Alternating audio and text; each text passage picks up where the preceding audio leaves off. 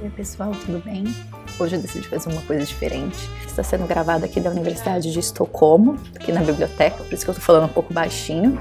E hoje também vai ser o primeiro vídeo sobre um outro tópico, cultura, culturas do mundo, que é um dos objetivos do canal também. E o que me inspirou, na verdade, foi uma aula que eu acabei de ter aqui no meu curso de sueco, com esse livro, que é o Kulturgrammatik, cultura através da gramática. Na minha sala nós somos em torno de 20 a 30 alunos, pessoas de vários lugares do mundo. É a minha matéria favorita, esse curso de sueco como língua estrangeira, porque é o momento em que eu posso conhecer outras culturas, porque uma das primeiras atividades que nós temos que fazer, até mesmo para sermos avaliados pela nossa apresentação oral em sueco, é uma apresentação sobre o nosso país. E eu estou aprendendo muito, não só a questão da geografia, mas principalmente da cultura. O que o professor pede para que na nossa apresentação, para que a gente traga alguns elementos culturais e faça uma comparação com a Suécia. Então, na minha apresentação sobre o Brasil, eu vou trazer algumas semelhanças e algumas diferenças sobre a cultura no Brasil e a cultura na Suécia. Uma das coisas que mais choca é a questão da pontualidade.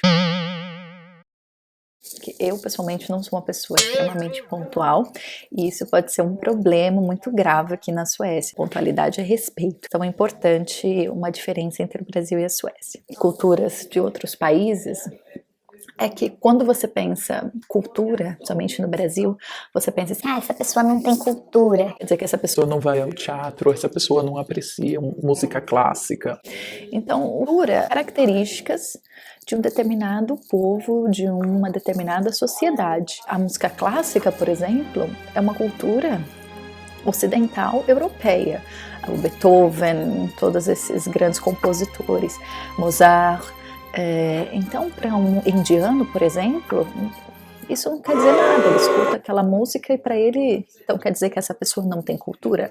Claro que ela tem a cultura do povo dela, da sociedade dela. Nas minhas viagens, eu sempre procuro ler bastante sobre aquela sociedade e eu tenho uma regra básica para mim, que é o seguinte, quando em Roma, haja como os romanos.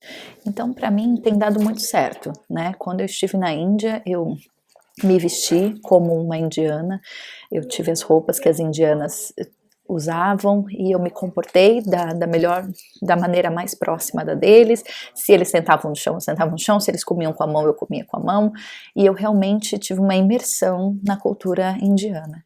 E agora, vivendo aqui na Suécia, estou aprendendo muito mais sobre a sociedade, não só sueca, mas escandinava. Cultura geral, cultura do mundo, um curso tão interessante, né? Ter como um livro desse em que você discute culturas de vários países, tem uma parte dos gestos, então o que cada gesto significa. Em alguns países isso não está tão claro. O joinha, pra gente é positivo, mas na Turquia, por exemplo, isso é uma coisa muito feia de se fazer. Quando você é um internacionalista, ou bem se você não é internacionalista, mas você é um viajante, eu acho que é extremamente válido fazer essa pesquisa prévia, tentar entender como que é a sociedade, o que pode, o que não pode, e não tentar impor em algum momento a sua própria cultura. É tão importante as pessoas entenderem a cultura alheia e respeitarem. A minha dica para vocês é quando forem fazer uma viagem, somente para um país mais exótico, né, um lugar onde vocês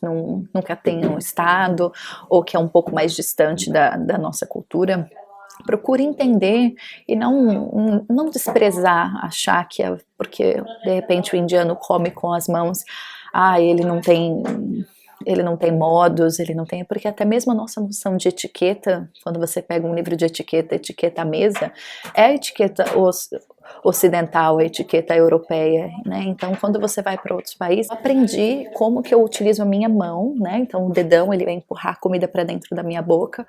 Quando eu estava na Índia, então tem a etiqueta de se comer com as mãos também, que você não pode se sujar todo, então você tem que saber manusear os dedos de modo que você coma de maneira decente. Eu falei isso um pouco quando eu estava falando das características de se trabalhar nas Nações Unidas, que as pessoas tenham respeito. Ter respeito, tentar entender, de repente você pode até não concordar. Por exemplo, no Islã, preceitos do Islã que eu também, como mulher, não concordo, mas eu estou indo para um país, uma Arábia Saudita, por exemplo, não adianta eu querer impor a minha cultura lá, vocês entendem? Então, eu acho que seria muito importante que nos cursos de relações internacionais, eu acho que na verdade os cursos, algo assim como essa matéria que eu tô tendo agora. No Brasil, nossos colegas não são tão internacionais a ponto da gente fazer toda uma aula em que cada um vai apresentar o seu país, mas cada um poderia apresentar o seu estado, cada um poderia apresentar o seu bairro. Eu vim da Zona Leste.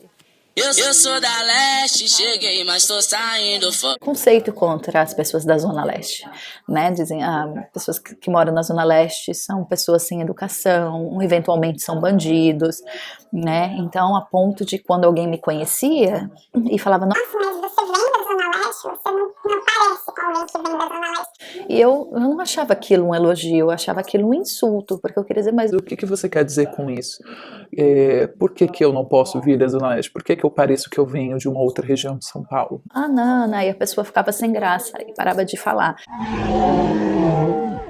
Então esses estereótipos, esses preconceitos que a gente tem, mesmo dentro do Brasil, né, em relação ao nordestino, em relação a quem é do sul, é muito importante quando a gente vai fazer as relações de negócios, as relações diplomáticas, ou se você vai fazer as relações humanitárias, você ter uma mente aberta e está disposto sempre a aprender e a respeitar. Qualquer pessoa que tem interesse em outras culturas, que quer trabalhar principalmente, né, que quer dizer que você vai ter que ter uma interação, é muito importante fazer uma pesquisa prévia sobre aquela cultura, tentar entender o máximo, e quando estiver lá, a mesma coisa que a gente faz de empresa, vestir a camisa, sabe, assim, provar as comidas, tente ficar com os locais, não fique naquela sua bolha com os seus amigos do Brasil, né, que a gente tende a fazer isso, mas tente se misturar um pouco mais, tente se aproximar daquela cultura, mesmo que seja por um tempo limitado, como foi o meu caso, que eu tive só um mês na Índia,